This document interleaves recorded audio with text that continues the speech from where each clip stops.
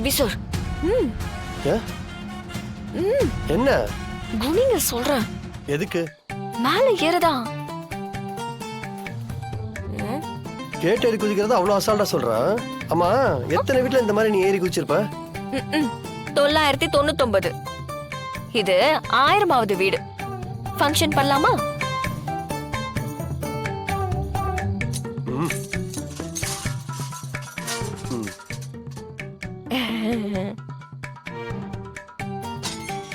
ஓ சரி சரி போங்க.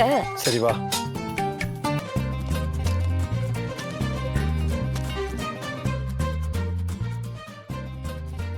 கேட்டை கவனிக்காம பூட்டாம விட்டுருப்பாங்க.